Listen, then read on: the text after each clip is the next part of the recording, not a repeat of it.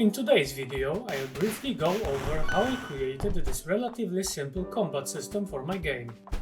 I'll start by covering the player's movement and attacks, and then I'll talk a little bit about enemy AI and also enemy variation. Let's get right into it. I started by adding the attack action to my player character, so that when the player clicks the attack button, the entire animation montage plays out. What is an animation montage, you ask?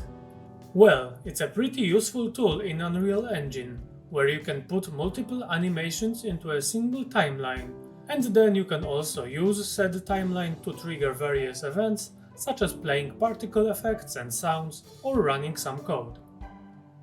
An animation montage can also be split into multiple sections, which is exactly what we are going to use to make it so that when the player clicks the attack button, only one attack is played, not the entire combo. I also changed the transitions between the sections to ensure that each animation smoothly transitions into the next one. At that point, I also added a few more things to the animation montage, but we'll talk about them later. For now, the important ones are these notify events. When they are triggered, they actually set off an event that's connected to the blueprint node back in our player class. The code then checks if the player clicked the attack button while the animation was playing, and if so, then the animation montage keeps playing, which gives us a nice smooth combo. If attack button wasn't clicked, then the montage stops. To improve the combo system, I added another notify in the montage, which allows the player to trigger a combo only after that point in animation is passed, so the player cannot trigger a combo attack too early. It makes the combat a bit more responsive and less annoying, at least in my opinion. I play a lot of Souls-likes, and improperly defined combo windows can completely ruin a game for me, so I didn't want that in my game. I also used the animation montage to trigger events responsible for creating the hitboxes of the attack, so that the damage can only be applied to enemies during certain parts of the animation. It would look silly if enemies were taking damage while the player character just stands there, wouldn't it? And since this is a 3D platformer, I made the hitboxes in a way that favors the player over their enemies.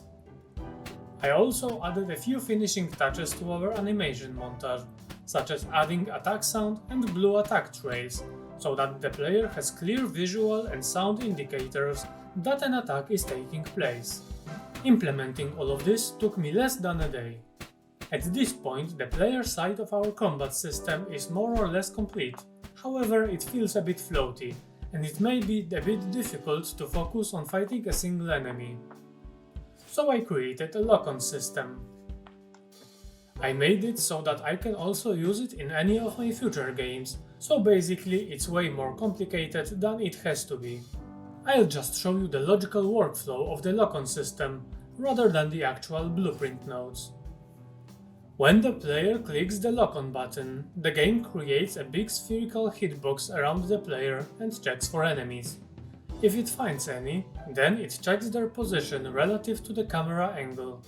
Then we calculate their position relative to the camera, so that the lock-on system picks the enemy which is most in the center of player's view. The enemy is then set as our lock-on target, the camera is focused on them, and a small red marker that can be seen through all models is created to clearly indicate the target. That part of the lock-on system was fairly simple to create, but to complete it, I had to add two other features: changing lock-on target by looking at another enemy, and automatically changing the target when the current one dies. Both of these additions are almost identical to the core system, except target switching also checks if the new target is on the same side of the original target as the side that the player is looking at, and depth switching simply ignores the current target when tracing collision. It took me a couple days to actually build the system and debug it, so that the player can't lock onto dead enemies, etc. And now that the player's side of the combat system is complete, we can finally move on to creating some enemies. Most videos use the default mannequin or some marketplace asset, but I'm going to use this model of a human-sized living garden gnome that I made. First, I created a class for all normal non-boss enemies, and then I created a child class for our gnome and simply added it as our skeletal mesh. At this point, the gnome could only assert its dominance by T-posing, but it couldn't move or change animations, so I created an animation blueprint and voila! Now our gnome has an idle animation, and when the player gets close, the gnome puts its hands up into a guard position. It also has a walk-in animation, but to see it walk, we must first create the AI.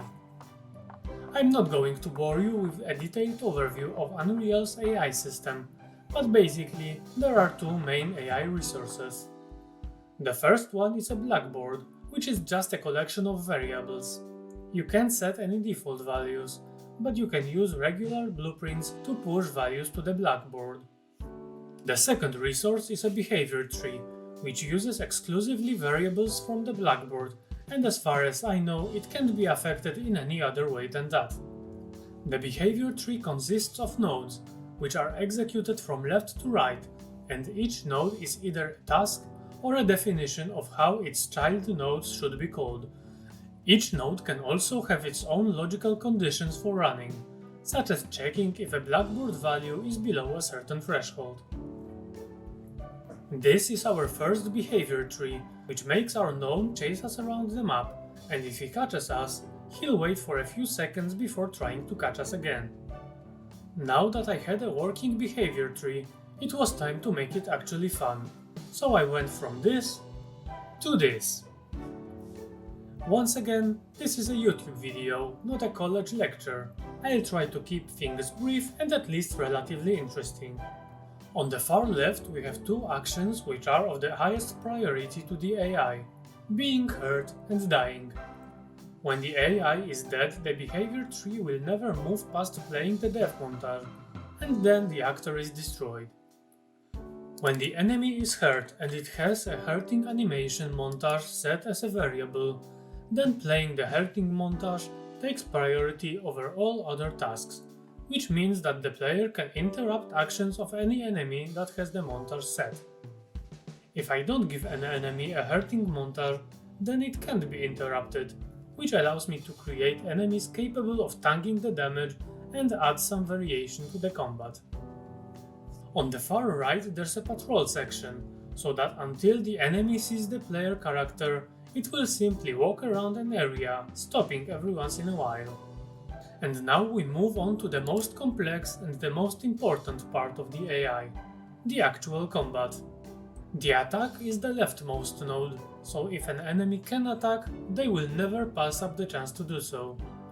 I made an animation montage for the gnome, and once again, the montage handles collision, particles, and all that stuff. After an enemy attacks, he waits for a bit, to give the player an opening to attack. The nodes to the right are just a setup for the attack. Once the player character is detected, the AI will move to them at normal speed. Then, once it's relatively close, it will slow down and keep moving towards the player.